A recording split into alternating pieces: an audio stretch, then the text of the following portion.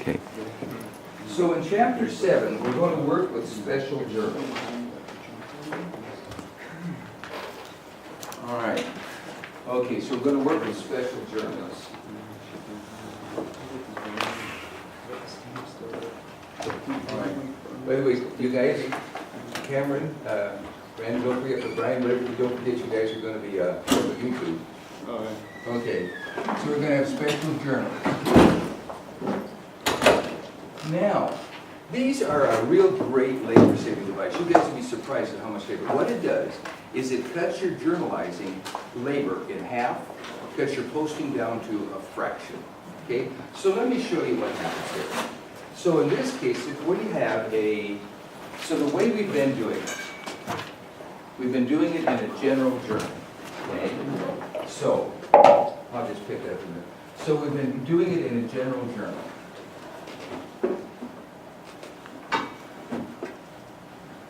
And the way this works is, move all these chairs out of the way.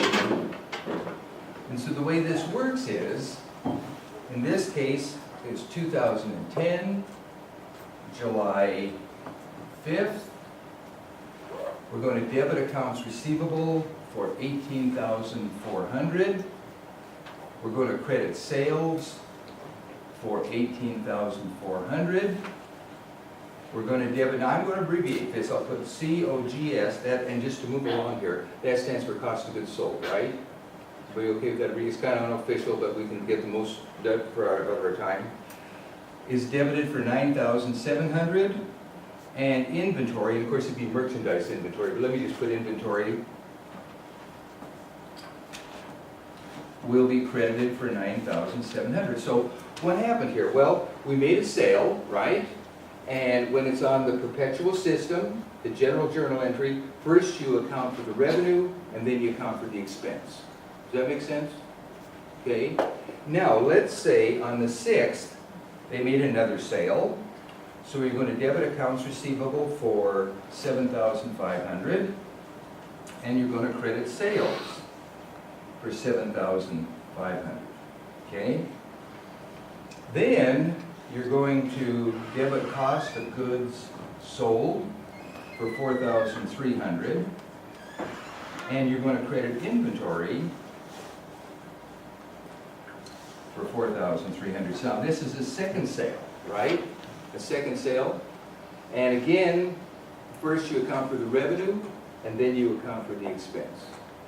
So this is how we've been doing it, and this is how we've been doing it in the general journal. All right? Now, let's take a look at a special journal. So just so everything's clear, what I'm going to do is we're dealing with special journals, but let me take it out of here. This is the general journal. Now, this is what it looks like in a special journal.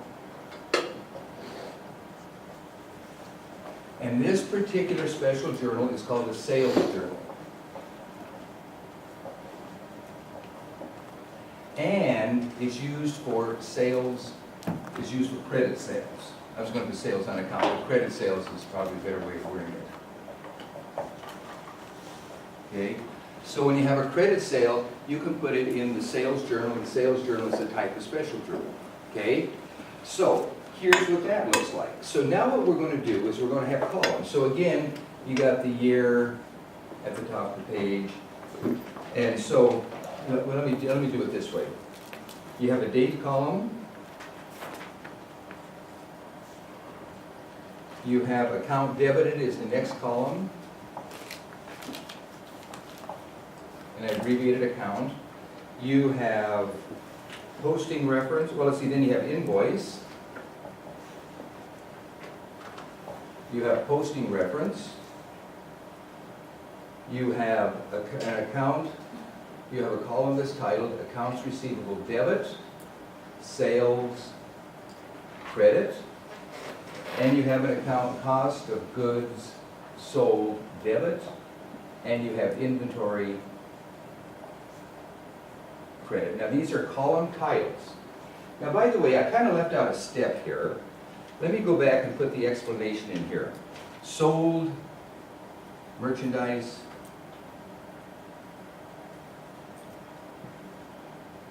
comma, invoice 918,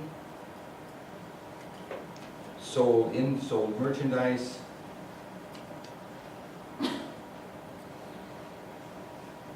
Invoice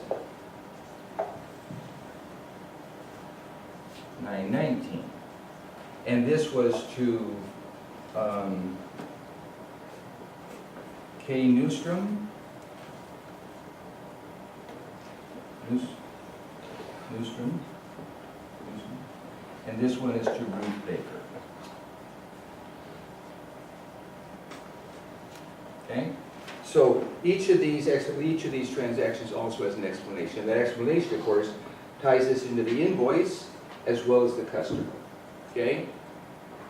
Now, let's do the same two transactions, but let's use a special journal. So, here we have 2010, here we have July, and it's the 5th. The account debited, K. Newstrom.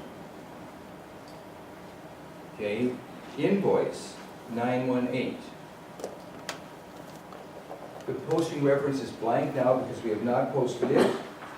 We put 18,400 here, and we put 9,700 here. So what we're going to do is, and let me show you the second one. So the second one happened on the 6th. The account to be debited is Ruth Baker.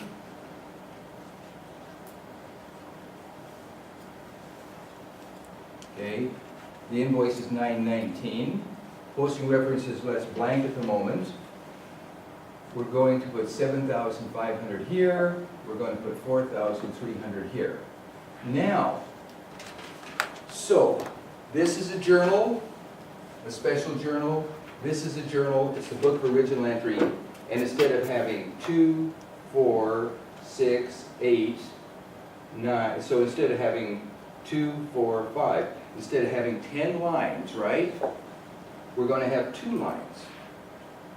And so we've cut our journalizing down from 10 to 2, so we cut it down to a 5th. Okay, yeah. Does it really cut it down, or do you still have to do both? Well, let me show you. No, it cuts it down. Okay. Because this journal is the same as that journal. All the financial information you have here is there. So both journals journalize the same transactions. And this does it in 2 lines, this does it in 10 lines. Okay? And again, special journals are labor saving. And we're not kidding when we say labor saving. Okay?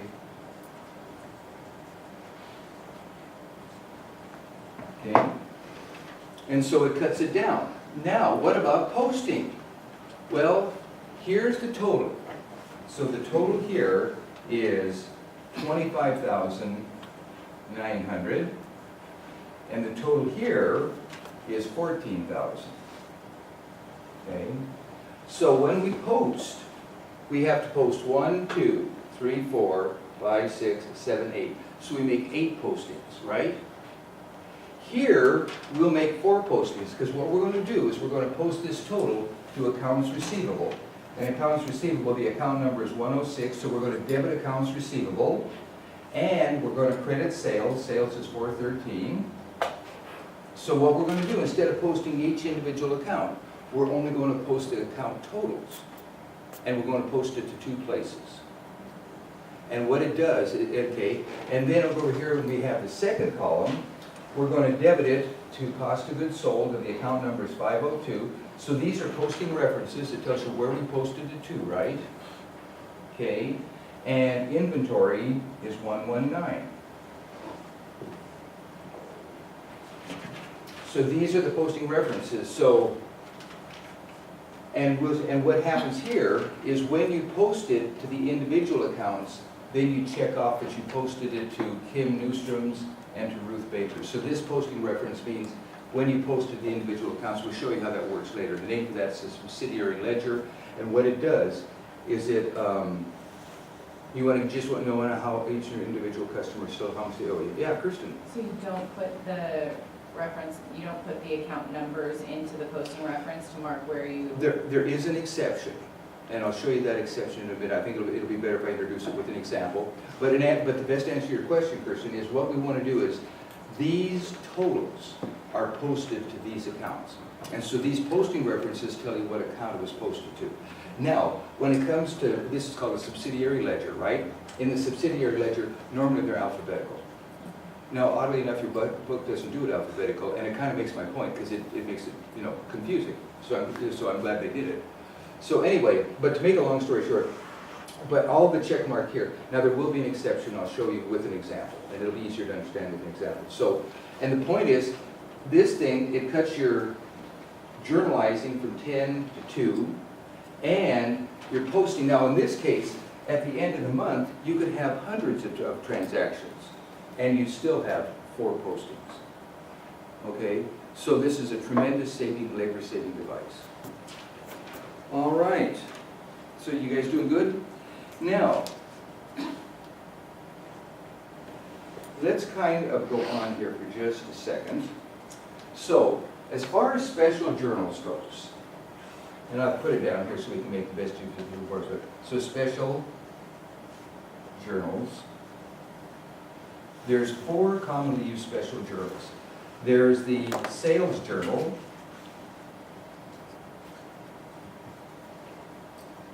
And the sales journal is used for credit sales. And that's the one we just worked with, right? Because these are credit sales, because you sold to these customers on account. That's why you debited accounts receivable. The second journal is the cash receipts journal.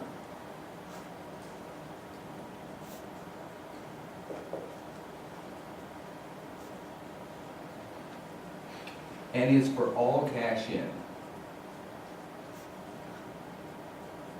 So, if it's a credit sale, it goes in the sales journal, right? If it's a cash sale, it goes in the cash receipts journal.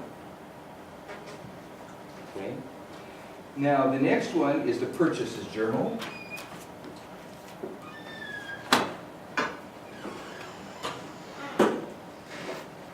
And the purchases journal is for credit purchases.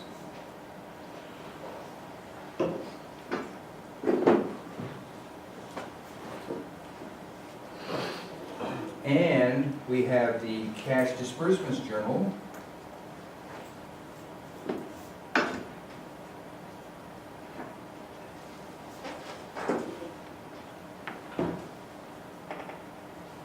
And that's for all cash out. Okay, does that sound pretty good? All right. So the cash disbursements journal is for all cash out. And then don't forget, there are a certain number of accounts that don't fit in these special journals, right? So you normally also have to have a general journal.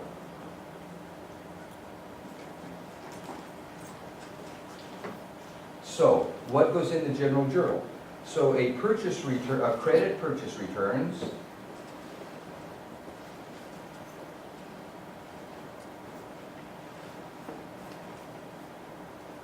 Okay. So for a credit purchase returns, so you bought it on credit, now you're returning. So a credit purchase returns, if you receive a credit memo, that credit memo will tell you that they've lessened their accounts receivable on their books. Another one that'll have to go in there is a credit sale return.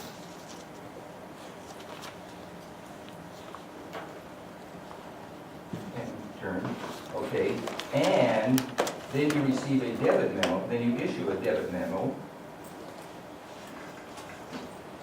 So here you receive the credit memo, here you issue a debit memo, but both of these, they simply don't have a place in the 4 journals, so they have to go to the general journal. Okay? All right, how's everybody doing? Does that make sense? So, just to kind of sum up, what we're going to do here is we've been working with the general journal, and now we're going to enter the same transactions in special journals. The object is to save labor. The one I demonstrated with was the sales journal, and the way it works is we have column headings, okay? And then we're going to post column totals. We also posted the individual accounts. We know how much Kate Newstrom owes us at any point in time, or Ruth Baker, etc.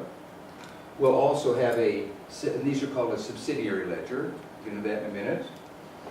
There's 4 commonly used special journals. these are the two that we'll work with today. So they'll deal with credit sales and cash receipts. Okay? And I think the best way of teaching this is to work with it, because there's nothing terribly profound here, right? In the sense that in other chapters there's been concepts. This is not terribly conceptual, it's procedural. And so I think the best way to do it is the best way to learn is just to do it. Okay? So, so what we'll do is 7-1B. So we'll do problem 7-1B. And you find that on page 306 to 307.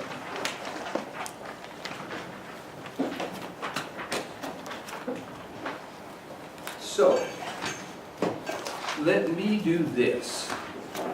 Let me demonstrate the first couple. So I'm going to turn this around so that when people watch their lecture at home, they'll be able to see it.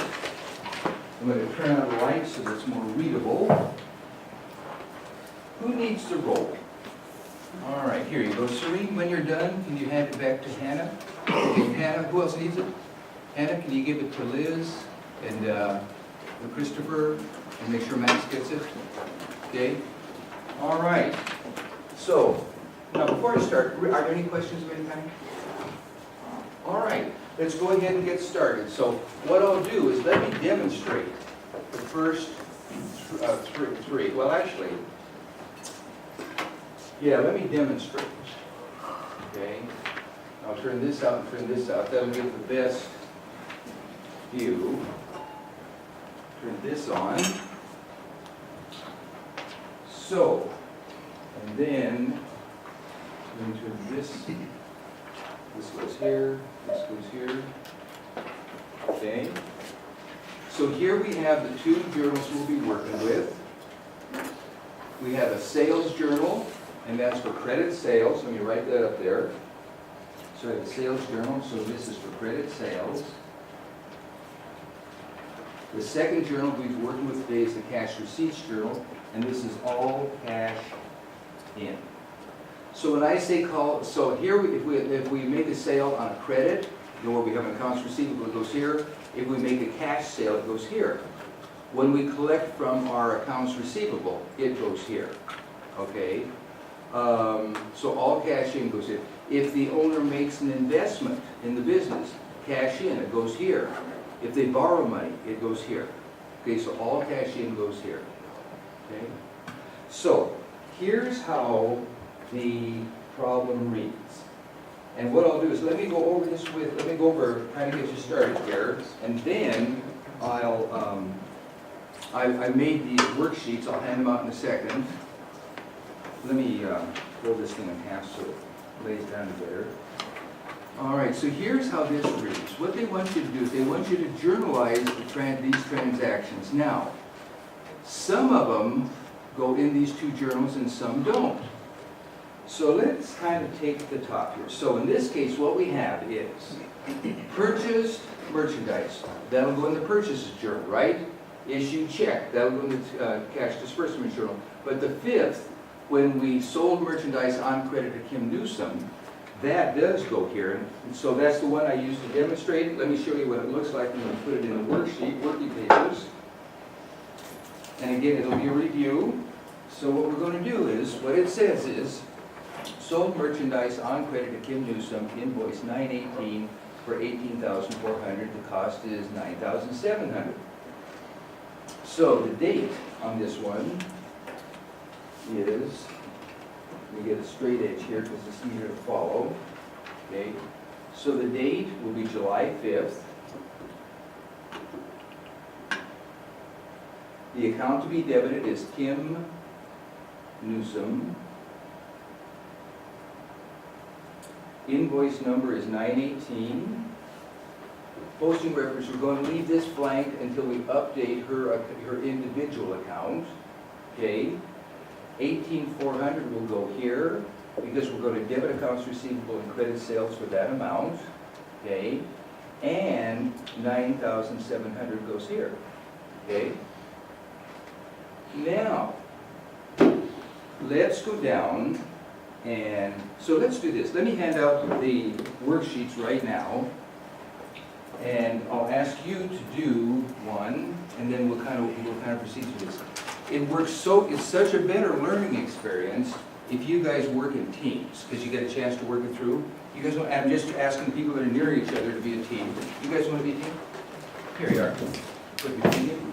All right. You guys want to be a team? Okay. All right. Okay, Steve, you want to turn on and join Max? Okay. Cameron, can I reach across here and there you go, you and Brian work together? All right, let's see, you guys are doing good? Here you go. Nikki and Daniel. All right, Liz, you want to turn around and join Brandon? And just people that are near each other? Oh, wait a minute, I'm sorry. You guys want to join each other? Yeah, I didn't know you. All right, let's see, those guys are a team. All right, 2, 5, 6. What's that? Here you are. All right. You guys want to be a team? Okay, sounds good. All right. Andrew, Daniel, you guys want to be a team? Oh, I have to put that there for you. All right, Robert and Michael, here you are. So, I started the first one for you. Now, why don't you guys go down? So now let me kind of walk through here. So then it goes on to the next page. Okay? So the next page here is what we have. So I'll put this under here. So now, the next one down is sold merchandise on credit to Ruth Baker. Invoice 919 for $7,500, cost $4,300. So it's a credit sale, so it'll go in the sales journal, it'll go down here. You guys want to do that? I'll give you feedback in a minute.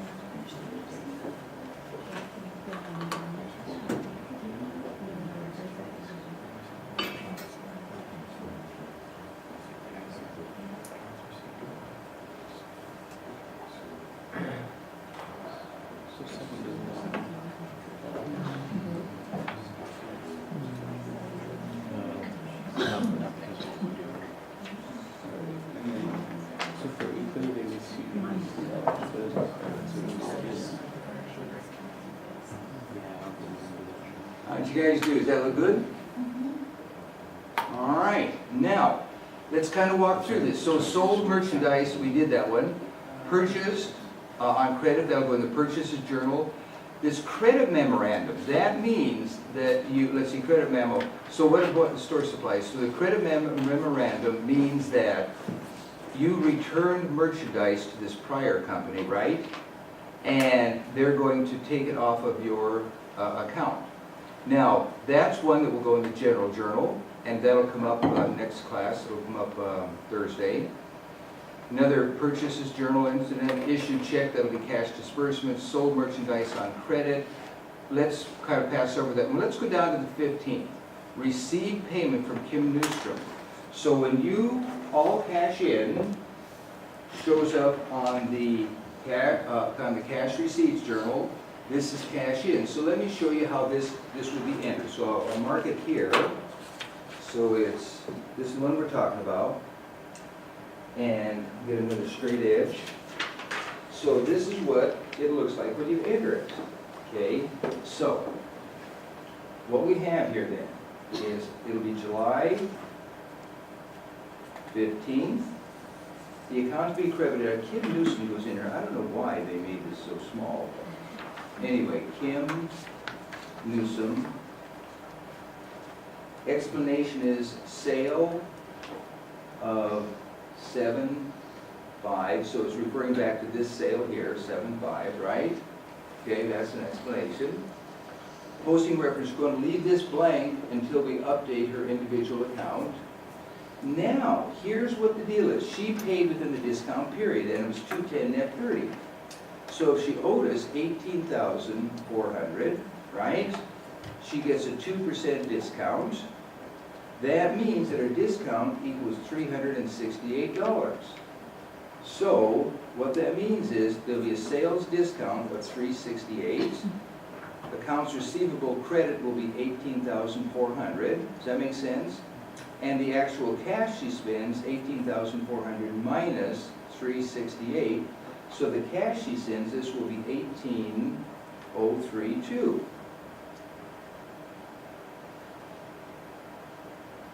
All right, and then that's it. So let me point out some things. In this case,